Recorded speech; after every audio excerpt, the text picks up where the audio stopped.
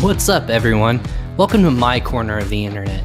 I'm your host, Ryan Kramer, and this is Crossover Commerce, presented by PingPong Payments, the leading global payments provider helping sellers keep more of their hard-earned money.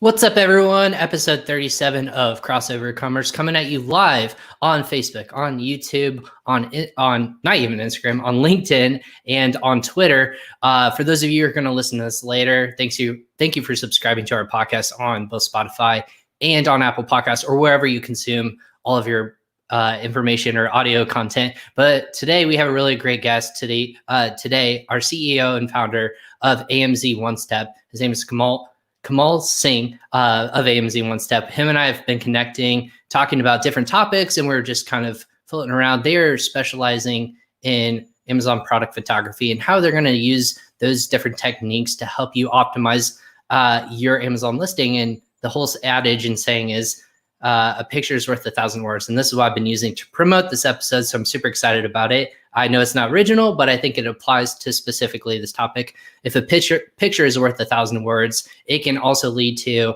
thousands of dollars of revenue, both on e-commerce and on Amazon. So before we get started, again, if this is your first time listening to our show, welcome. Go ahead and add those comments in those descriptions below, whether you're watching on any of those social channels, or if you watch us and save this for later to consume it at a different time when we're not live, go ahead and tag us in there, and we'll make sure that if you have questions about a specific topic or idea that you have, if you're a seller, if you're a brand, go ahead and mention us, and then we'll be able to connect with you in that regards. Without further ado, I'm going to go ahead and bring on our special guest, Kamal. Whoops! I was telling you before I did this episode, I moved around all my monitors. So everything's different for me. So Kamal, thank you for joining us live. No, pleasure to be here, Ryan. It's it's good talking to you once again. Yeah, I know we've been talking quite a bit just because of our businesses and where what you guys are kind of focused on in 2021. Our solutions helping you guys out on a business side, but we're really excited to really just hammer home and dive into this expertise area where you guys are kind of the go-to people, if you will, a growing agency, I would call you, a newer agency. But when we were talking through like all the different expertise areas, I really was focused on this photography aspect because not a lot of people either focus on it, but it's almost like a segment of their portfolio, right? It's like, hey, we do PPC, we do listing optimization, and we do photography, but you guys really hammer home the photography fund. So maybe let's kick it off. Tell us who you are, tell us your background, and kind of where it led to you to where you are today here in 2021. Okay, no, perfect. So when I started selling on Amazon, back in 2015, so I started with the retail arbitrage. So I was, buying products from Walmart, Target, and just flipping them on Amazon. So that's kind of how I started, and then jumped off the online arbitrage. Same thing, buying stuff online and flipping it on Amazon. So then I started watching some YouTube videos and figured out what private label is. So I started a couple of private label brands. Started with the phone accessories. Obviously that didn't work out, but slowly when I was doing more and more research, private label did really well for me. And where I'm currently in Edmonton, Canada, so I was organizing some meetups. I was just trying to bring Amazon community together. So a lot of people were asking me what kind of photography services you use, who's your copywriter, who's your freight forwarder. So I was just referring people, like go to this guy, go to that guy. From there, the idea came that why not I start an agency, and I have all those freelancers, all those people under my banner, and that's how the AMZ One Step started. So now we're a team of over 70 people, with multiple offices in different parts of the world. So that's kind of my journey in Amazon. So in 2018, I have sold my Amazon brand and just now working full time on AMZ One Step. That's awesome. So where did the idea of that name come from? Is it something specific that's referencing point, or obviously AMZ refers to Amazon, but what's kind of that title indicating for you? No, I get that a lot. So the idea, when we started this company, we're The idea behind was that to become a one-stop shop for Amazon sellers, because so that we could provide most of the services. We just wanted to be the Walmart of Amazon. But our photography services, as you can tell, that that has been super special. Our clients love it, and our the brand has become from product photography. We do offer other services as well, but photography, listing images has become the major services. But so that's where the idea came from. We wanted to be one-stop shop for Amazon sellers. Sure, and that makes sense. So, what about photography got you most interested? Is your background in photography? Like, what about photography kind of made sense for you guys to kind of form a business around and say, hey, we know that this isn't a major like sexy component of everything, but there is a niche for us to kind of step in and provide these services, or even just insight onto like what Amazon sellers can do to optimize themselves moving forward and really use photography, right? You can't touch or feel these things on e-commerce. So you have to really dive into these different kinds of components of whether it's descriptions or whether it's just visual cues of what's going to make it stand out. What kind of like led you guys to that decision? Yes, the common problem with in Amazon seller community is, when they're looking for a product photographer. So let me take a step back. So Amazon photography or Amazon listing images, it's not just product photography. It's a mixture of product photography. It's also about graphic design, the market research, and and the art. So when you combine these four things, that's when you create a good listing images.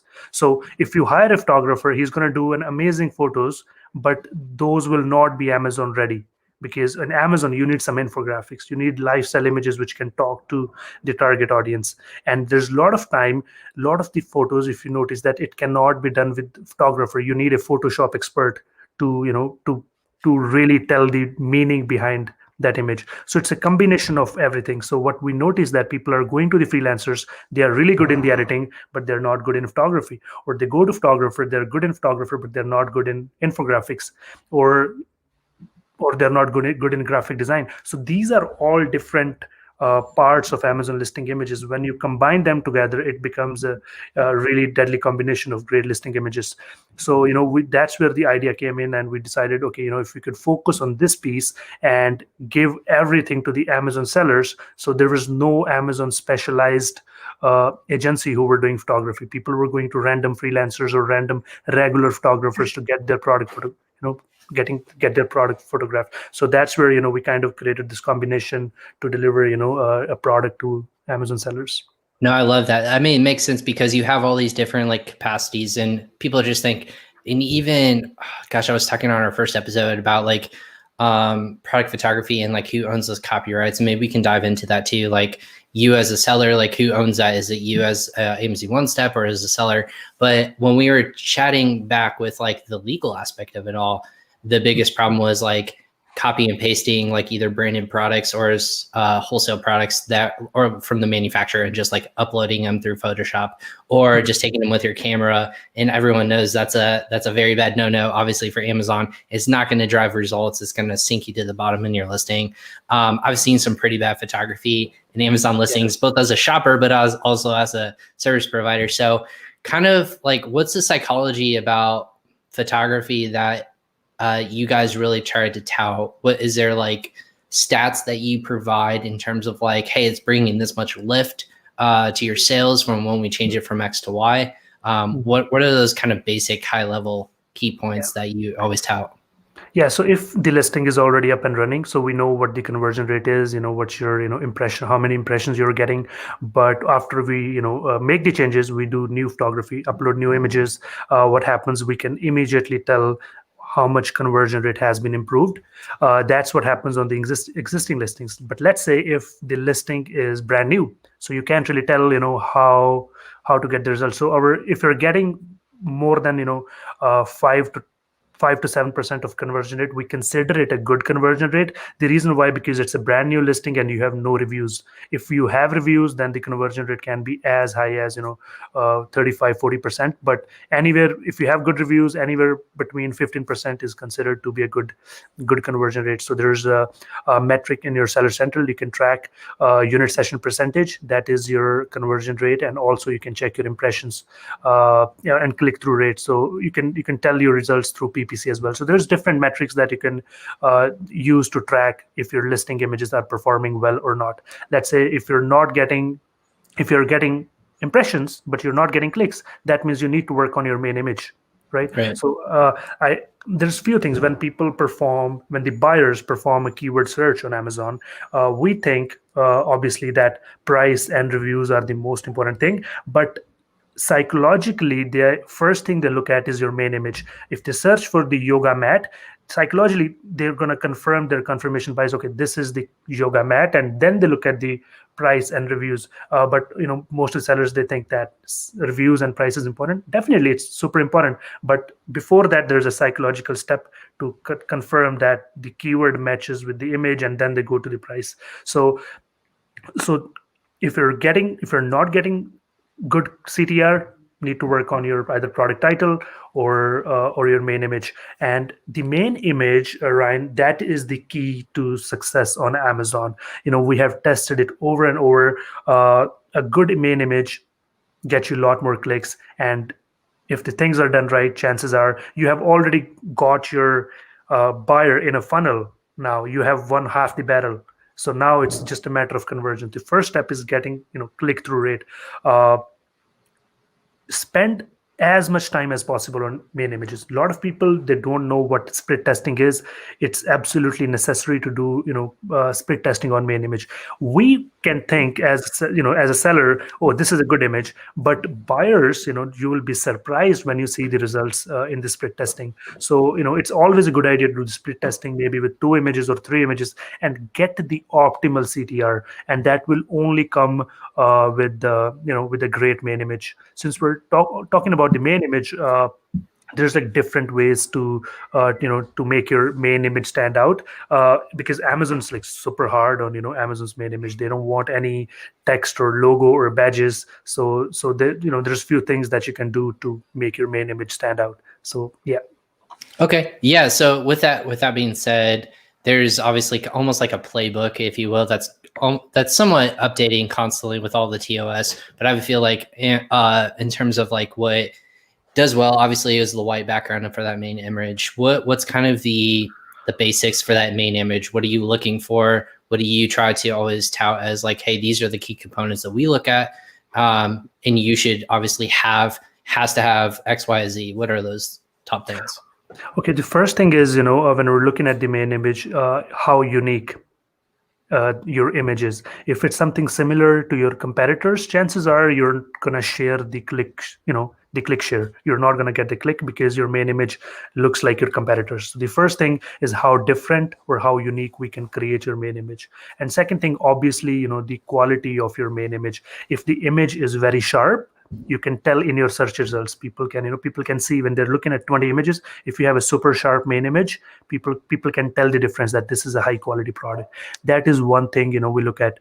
And the next thing is when you're doing the editing part, Amazon recommends that you should have 85% of the image or the product covered in its main image, but you can go as high as maybe 95%. Try to cover your product from corner to corner so that there's no extra white space. What that's going to do, that is going to make your product look slightly bigger than your competitors in search results. So that's going to stand out, and that way you will get more clicks in your search results. So there are, you can't really do any graphics, text, logos. It's Amazon doesn't like it. But what other thing that you need to make sure is if you're selling in as a bundle, make sure most of the packages, most of the products, they are part of the main image. You don't want to hide something, and just come out with a nice layout. So these are the only few things that you can do, and this will help you make your main image stand out. But not to forget, split testing is the most important. Even though you're following all these steps, you still need to do split testing so that you can get the best results. Even 1% or 0.5% extra click share or extra impressions can be a game changer, because your listing is getting tens of thousands of impressions, right? So even 0.5% will get you so many clicks. So when you're touting these kind of split testing, are you suggesting to sellers that they constantly are doing this, or is it you do it for a certain amount of time when you're either launching or you're just trying out everything, and then when you start to see that natural lift from one over the other, you're just going to go with the one that's naturally converting more? What's kind of that process? If your listing is brand new, or if you're just starting with the, finding your optimal CTR, you can do 3 or 4 times, split testing in a month, just to get the best feedback. Once you know that this is the right main image I'm going to go with, you can do it every quarter or every 6 months, but you don't have to be that aggressive after that. Just look around your just look through your competitors, see if someone has come up with a nice idea. You can test that out too. Or if your brand is registered with Amazon, you can go to brand analytics, search for the keyword, your main keyword, and you can actually see what are the top 3 ASINs who are getting the most click share. So that's a really cool way to figure out, if your main image is doing good or not. So if it's not, see who's getting the most amount of clicks and try to do something similar.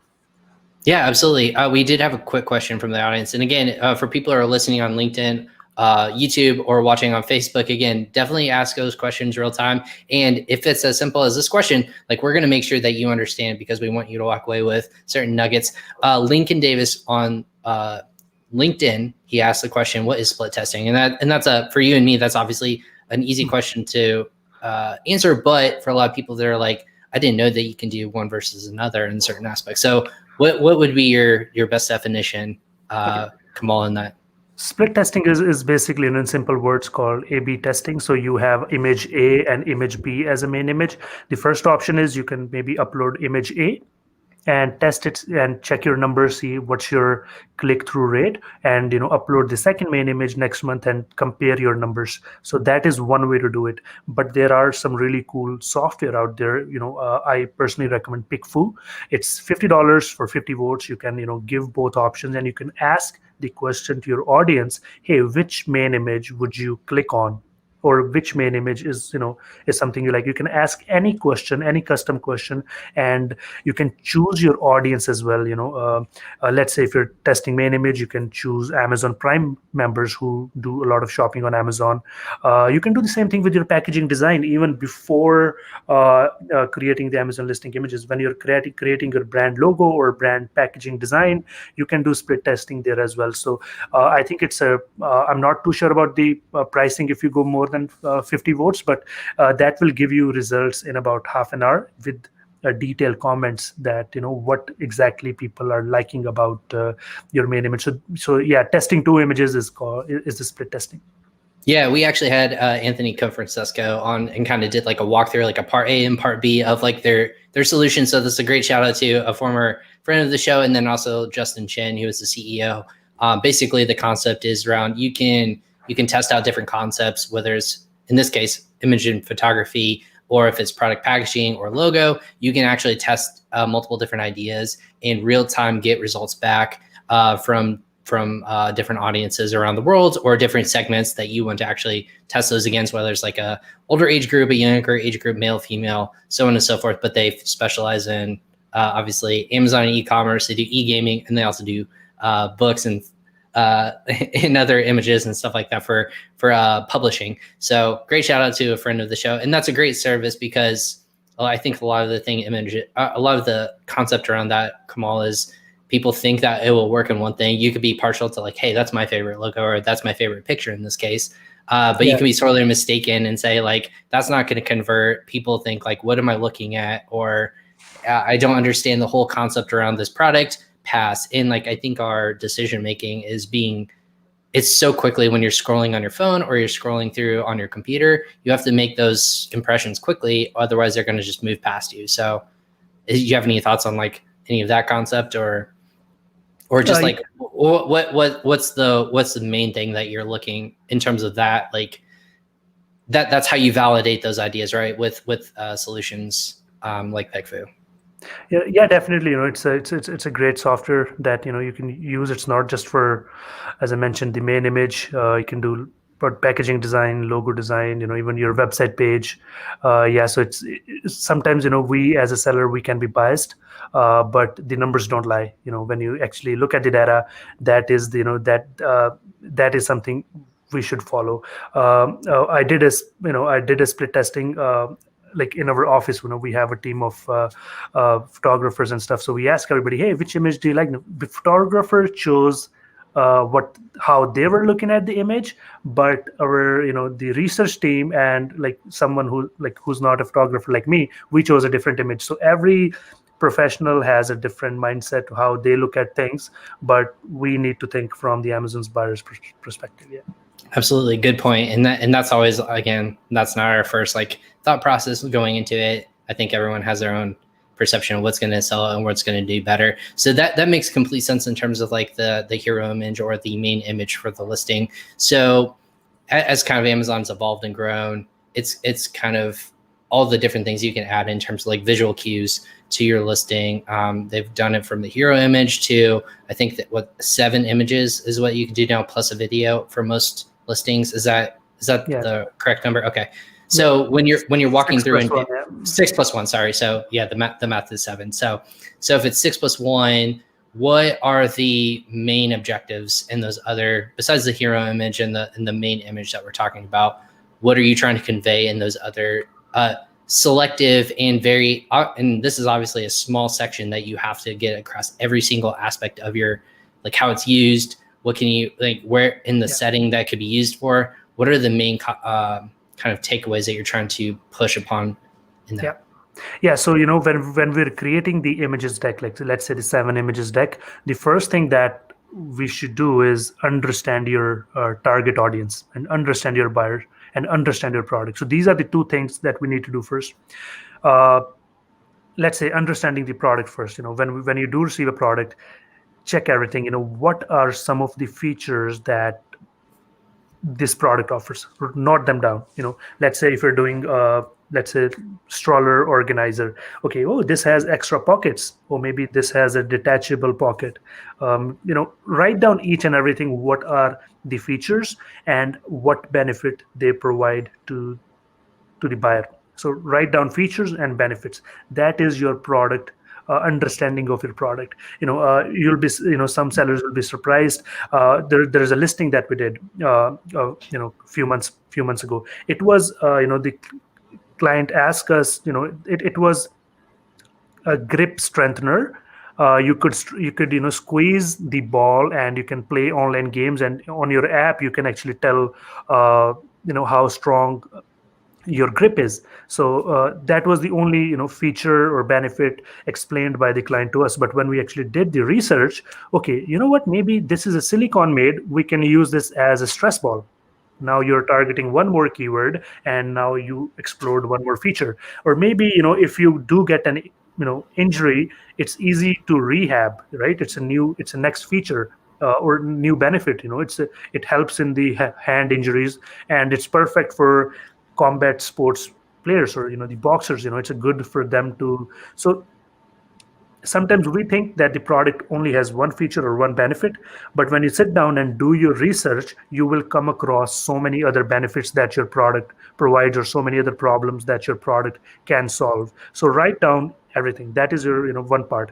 Second part is who's going to buy the product. Let's say you're selling something for kids, but it's not the kids who are going to buy that. It's going to be either their mom or dad. So what are the top questions that the mom or dad can have? Maybe, is it easy to clean? Maybe is it safe for my kids? Right? So we need to understand from the buyer's mindset what exactly they are thinking and write down each and everything. And the next part is also the research part. It's going to your competitors' negative reviews and positive reviews, seeing what are some of the things that people are mainly complaining about, and look at the commonly asked questions. So you will find so much good information from there and note it down. And from there, your whole story, image 2 to image 7, it will automatically flow in a nice sequence. You don't have to go outside. You don't have to go to an expert. All you need to do is just take a step back, think about all these things,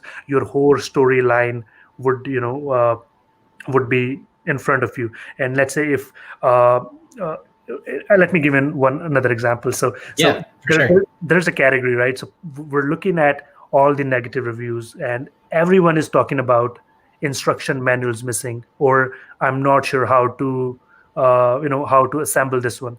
All we need to do is just two images. One, write on infographics that instruction manual is included. If it's not, create an image which gives them instructions. Mhm. Or or just, so these are the problems that we can solve with the images, which cannot be solved in a small bullet point or or a title, right? So as you mentioned in the beginning of this podcast, that image speaks 1,000 words. So this is what it means that, yeah, so image 2 to 7, it flows naturally once you know your audience and once you know your product.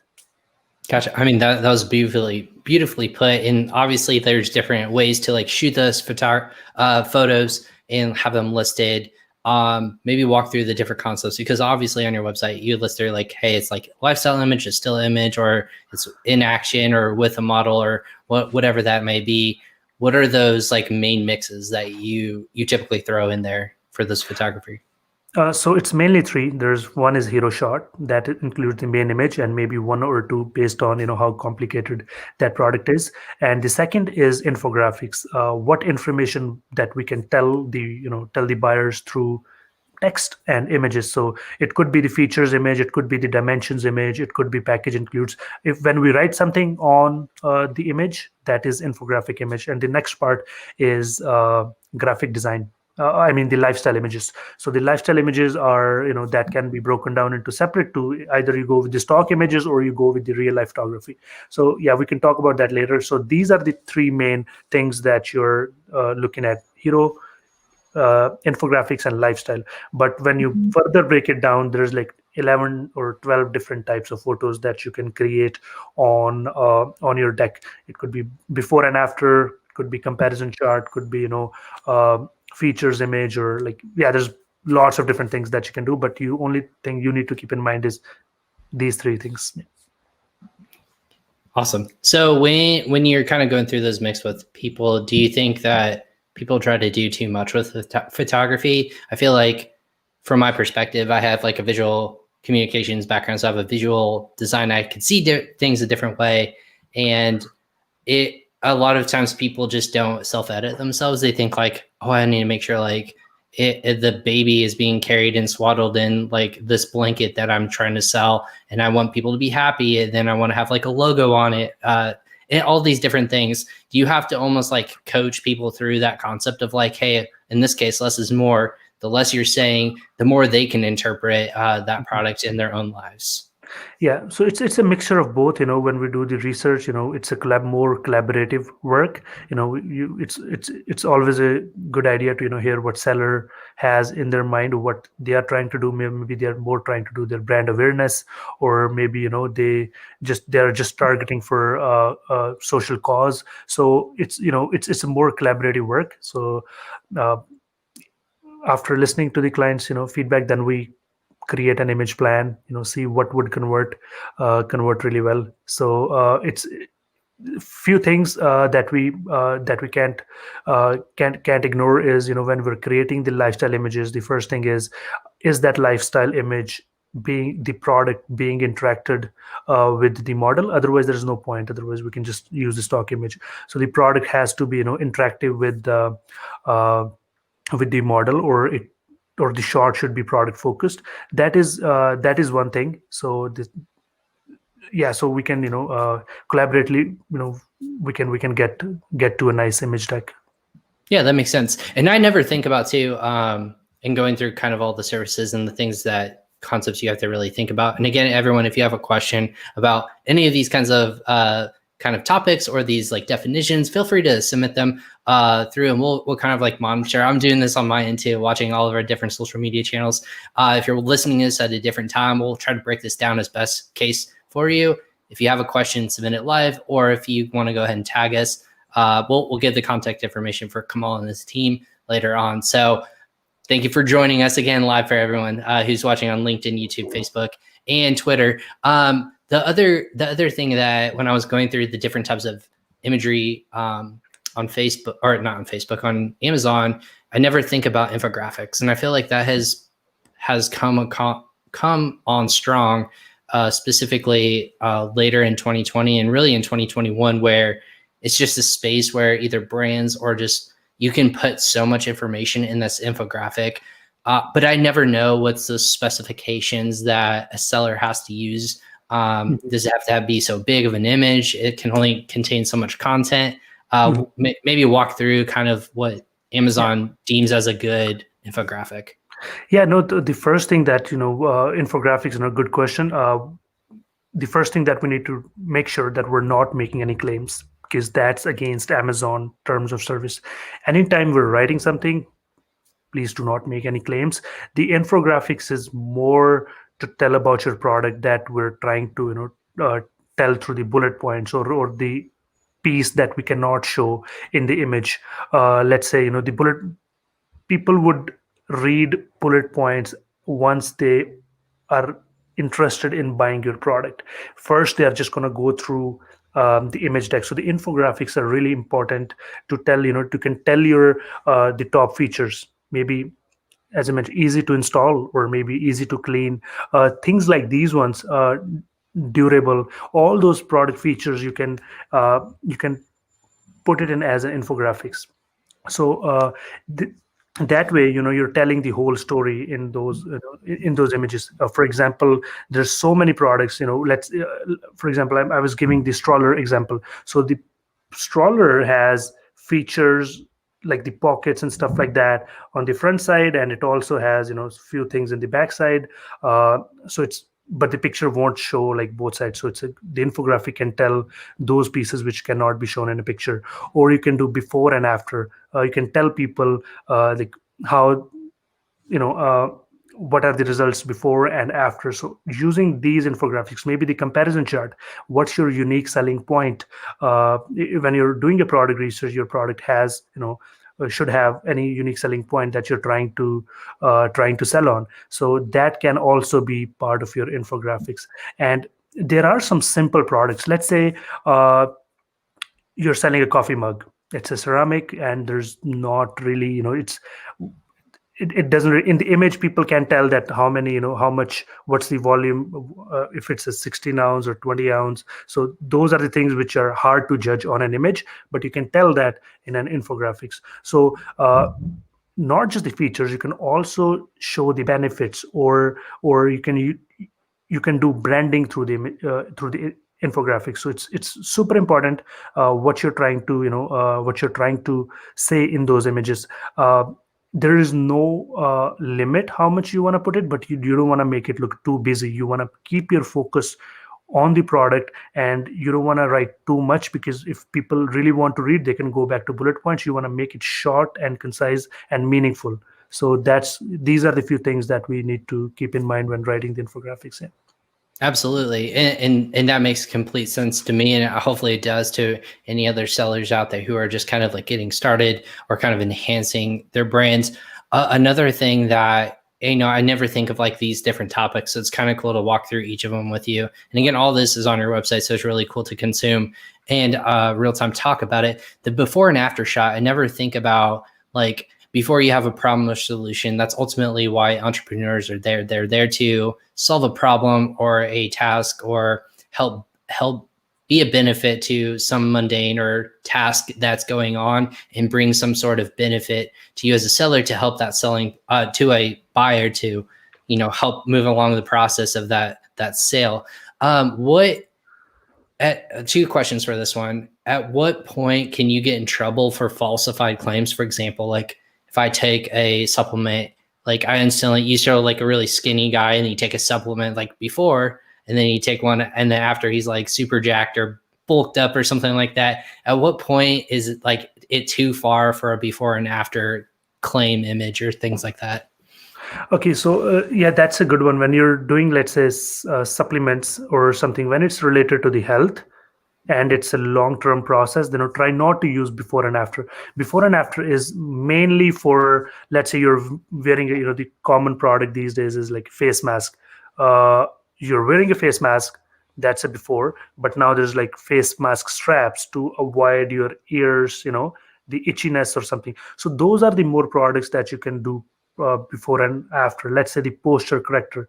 Okay, maybe you have a bad posture, you put in a posture corrector, and now you're straight. So when it's more straightforward, another example that is jaw exerciser. You can Photoshop that. You're gonna have, and once you use this product after 6 months, this is something that this can look like. It's just to sell your product. It's the main image. The main goal of the images is just to give the conversion rate. So we don't want to make any claim which is harmful. Let's say if it's a supplement, it's a really risky. You don't want to make a claim that can put someone in trouble, right? So it's more before and after is more on the easier, or more on those products which makes more sense. Maybe a heat mug of heated coffee mug. When you pour coffee in it, the cup color changes. Those are the more products where we can use before and after. The claims where you want to be really careful is your copy, because uh, Amazon's bots would find it maybe right away, or a week after. So images, it's people can't really your listing won't go down unless someone reports. It's mainly the main image where Amazon takes it seriously. And recently there was Amazon policy that you can't really have FDA free or BPA free. These are also the claims that Amazon doesn't like to have on the images. I was going to say another one I would think of top of mind, like hot button issues, like prevents COVID-19 or something like that, like on a falsified claim where you can't really show kind of background or proof on that kind of stuff. So like when you mentioned masks or any kind of PPE, or even just like supplements or things like that, you definitely want to make sure that you're careful with those kinds of claims as well. What is the one category, maybe Kamal, that people they underutilize photography, and maybe that you're just like, it's so frustrating, like this happens all the time with category XYZ. I never know why people don't do it better, and it's kind of like a pet peeve, if you will. Yeah, so the main is any product which is like the branded product or the wholesale products. I see there's a huge potential there, because when there's a private label product, there's a high competition. Someone's going to make a better listing, and everyone's going to start doing that. But the wholesale products, because they are relying so much on the brand name and the older reviews that they have, so they are very underutilizing their main image. So that is the reason the private label sellers, they are able to compete with the bigger brands, because there's such a huge areas of improvement. They would just snap one image and the product would still sell just because of its brand name. So those brands, they have a really high potential where they can improve their listing images. Or the other products would be, if let's say if the product is super reflective, or it's made of a metal, or industrial products, that's where you see a lot of areas of improvement, because you can see there's a reflection on the images and the product is not visible nicely. So these are some of the areas where you can improve a lot. But normally the private label products, it's competitive. You're gonna see some really good images there. And the common mistakes that reminds me of poor Photoshop. When they're using the stock images, it's super hard to Photoshop that product in a stock image. So it just throws people off when the product is badly photoshopped, or it doesn't reflect its true color or true size. So these are the common mistakes that in private label photography that we see. But yeah, overall private label sellers, they are a lot better than the wholesale or other products. And that makes complete sense to me. What about going kind of back to, and this is kind of in the same light, when you're working with copyrighted images, or you're doing like almost like not sponsored, but like branded goods, whether you're working with like a supplier, or just like you're directly buying from a specific manufacturer or whatnot. How does one seller go about knowing what images that they own and images they have to get actual approval to use in, whether it's like lifestyle imagery or any kind of like other listings out there? Okay, so on the images, if you are taking the photos, you naturally, if you're clicking the photo, you naturally own the copyright. Or let's say if you use any freelancer, if they're taking photos from scratch, they own the copyright. And the only way you're violating the rules, if you're using someone's photo, that's a no-no. Or if you're using photos from Google or some other website which are not licensed. So there's two options. I've been talking about it. One is stock images. Stock images, are, if for some of the people who don't know, the stock images are the common pictures of people, lifestyle environment, or any stock image that you can find on adobestock.com, shutterstock.com. There are some free ones. They are licensed. Okay, they are licensed images, and you Photoshop your product in there, you should be fine, as long as you're not downloading that illegally. That should save your listing images. So other option is real life photography. If you're hiring the real models, getting the photos in the real life environment, your photographer or your agency naturally owns those copyrights. If someone does uh, you know steal your photos, what you can do, you can reach out to your agency. Like what happens with us is, if someone's stealing our clients' photos, we would send them a our lawyers would send them a legal notice, and we can get this listing shut down. But the common practice is just do not use any Alibaba photos, do not use any Google, do not use your competitor photos.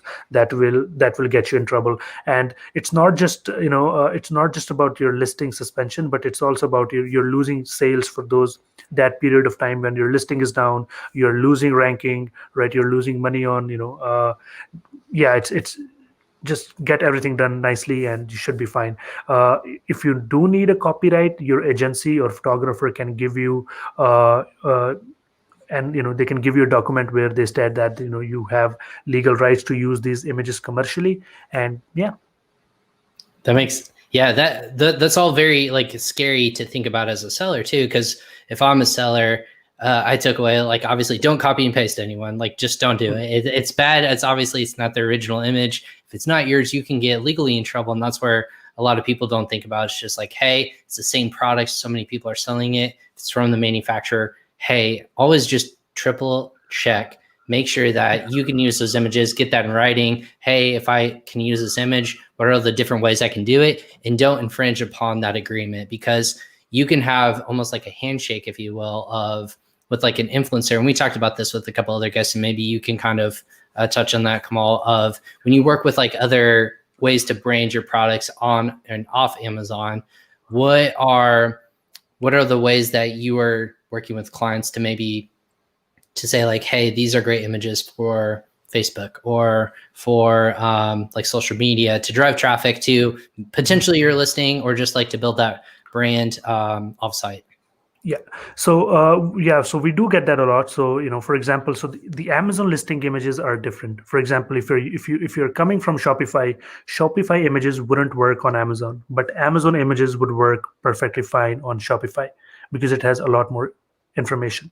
So, okay. But when it comes to the social media, let's say the Instagram or Facebook, we kind of have to design in a different way because the audience is different. On Amazon, consumer behavior is pretty much the same, but on Facebook or Instagram or other social media channels, you really have to grab attention, of the audience in different ways. Facebook, it also depends on what video ads are working really well, video assets. And same thing with the Amazon has the Facebook has their own policies when it comes to the running digital ads if you're using your image. So Amazon is totally different. Those images can work on Shopify, but for Facebook, Instagram, and other channels, we have to slightly make some changes which would work more on that platform. But generally, we haven't really seen great conversion rate with Amazon images from Facebook and other methods. But EBC images can work on website. Okay, so why do you think that why they're not converting as well on one versus the other? Is it just because of why people go to those platforms and what they're expecting to see? Like, for example, if I go to Instagram, I'm going to expect either just like a certain cadence of how images are being shown, or video, that how things are being shown. When you flip it over to Amazon, it's going to be a completely different mindset. Is that kind of where the basics are? Yeah. So when someone's coming on Amazon, they're already coming with the buyer intent, and they go through the images. We know that they're looking for this product, and we have 7 images to show to tell the story. But on other platforms, it's not. There's just one image where we want to grab the attention, where we want to sell them, and we want them to click on a landing page, right? So it's a different buying behavior on those platforms. On Amazon, it's a different. So that is the reason, that they don't convert really well. But I'm not saying that you need to create everything from scratch, just the minor tweaks which would suit that audience a lot better. Yeah, it all makes sense to me. And when people start thinking about it more in detail, when you start putting it out loud and talking through it out loud, why are people? What do you think is the number one reason why people are just like missing these kind of key components? Is it just because lack of experience, or is it just like what are those things that main reasons do you think? I think it's a lack of listing. I would say listing education. Sellers, they have developed so many advanced techniques in ranking, in PPC, in keyword strategies, but everyone thinks that the photography is so basic that there's not a lot to know more about. But in reality, it's different. It's you're basically, that is your main storefront where you're selling your product. So I think it's lack of education when it comes to the listing is the main part. And also it's maybe the budgeting problem. Maybe the buyers, they don't see the value that paying someone for this task is important. I'm not sure what exactly the reason is, but you would see a lot that you mentioned about missing components.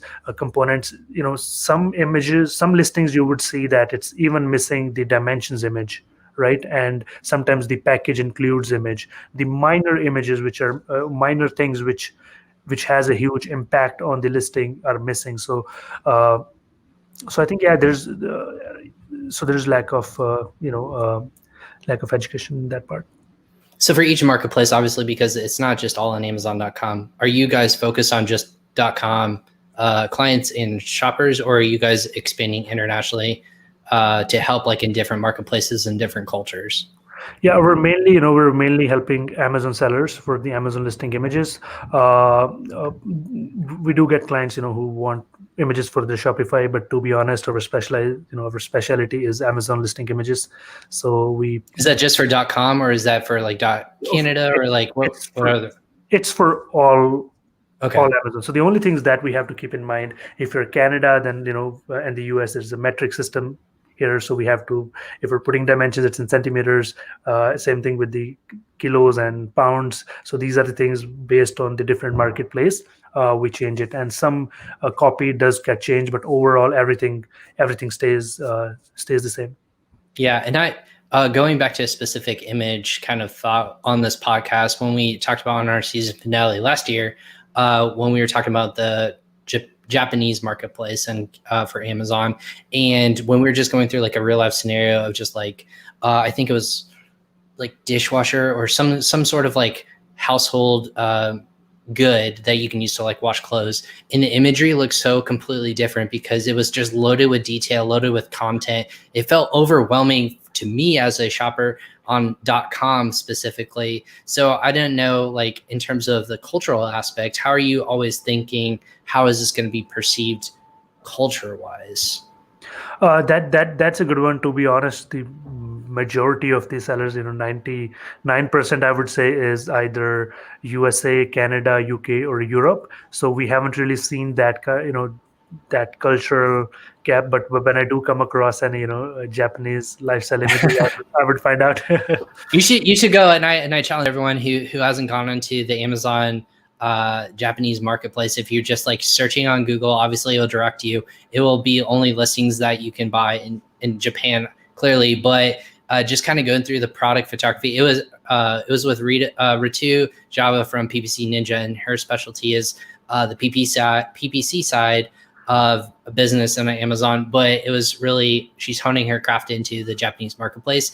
And that is talking about like 4 different kinds of, it's almost like 4 different languages you have to speak in terms of your listings and your imagery and your PPC campaigns. And it was just like mind blowing how much more you had to do, because that was the culture. They have to talk in these kinds of different languages, obviously in spoken word, and also just picture and English and so on and so forth, that you wanted to make sure you're optimized for all of those things. So thinking internationally, what's kind of maybe the next, maybe like internationally, but like growth in general for 2021, where do you see kind of innovation happening for like images and product photography? Because we haven't even touched on like 3D imagery or rendering and things like that. Where do you think that innovates moving forward? Yeah, so I'm glad you mentioned about 3D rendering. So that is one of the growing services. A lot of sellers are getting aware of 3D rendering. So that is one thing that will be pretty huge in coming years. And second thing, a lot of the sellers awareness. They are getting brand registered. More and more sellers, they're getting their brand registered on Amazon. That comes with A+ content. So that also has a design, photography, and images in it. Also the Launchpad A+ content. So these are some of the things which will be pretty big in the coming years. Also, if your brand is registered, you can do display ads or video ads. So that will, so the creative work is going to be very important in the coming years if you want to, compete on the top level. Awesome. And while we're wrapping up and coming up to the top of the hour, or I should say, top of the hour. My clock's backwards. What am I doing over here? So for 2020, what were, maybe just kind of recap for me, what were the biggest struggles for you guys, and maybe where you think you're kind of excited about moving into a new year, kind of refocusing on the business, or what's kind of that like mentality for you as a business owner, CEO, kind of influencer, if you will? Yeah, so what I'm looking forward to, in 2021, if COVID ends, if we're able to go back to the conferences and expos, that would be the best thing. That's one thing that I've been missing. Also, I was organizing meetups locally. That has completely shut. We're doing online, virtual meetups here and there, but nothing beats the live events. So I'm really looking forward to meeting experts, meeting other people, Amazon sellers at the expos. So yeah, if that can be done in 2021, we can get back to normal life. That'll be the best part. Here's like hoping and wishing that we can finally like get out from under our desk and kind of like travel a little bit safely and securely. I know a lot of people are kind of itching, and as kind of networkers and kind of people in terms of the service industry, we're not focused on like our seller side. We're focused on terms of like building partnerships, connecting with sellers, and that's hard to do. Instead of like meeting up and grabbing your drink at a bar, or just obviously meeting them at the booth and like walking through all your services. So definitely a difficult struggle, but I agree with you, Kamal, in terms of that aspect. Hopefully we can meet to get with people in person here in the new year, but super excited to have you as a friend of the show now. Thanks for jumping on. And before we obviously cap off, where are the best places that people can connect with you or the company AMZ One Step?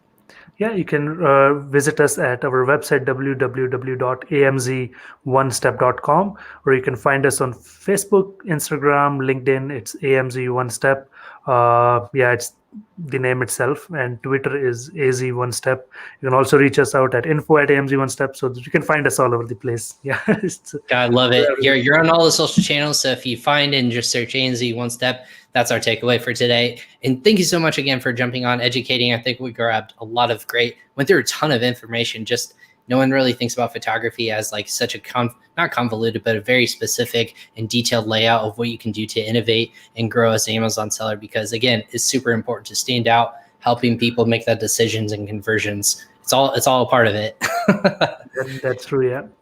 Yeah. So Kamal, thank you so much again. For those who are, again, friends of the show, if this is your first time listening, thanks so much for joining us on another episode of Crossover Commerce. Again, my name is Ryan Kramer. I'm the host of the show. We go live 4 days a week. It's crazy that we're kind of growing this thing into bringing experts and industry leaders on, not just on Amazon, but also in e-commerce and different faculties and different ways that they can bring information to you. Again, we go live on LinkedIn, Instagram, LinkedIn, Twitter, Facebook, and YouTube. So go ahead and subscribe to our channels on PingPong Payments or PingPong Global on multiple channels, and subscribe for future episodes. You can follow me on social media. But again, if you want to listen to this in audio format and don't want to watch our beautiful faces appear live almost every day, you can go ahead and listen on Spotify and on Apple Podcasts or wherever you consume your podcast. Thanks so much for joining us, everyone. Again, we'll go live on Friday. We'll take a break tomorrow.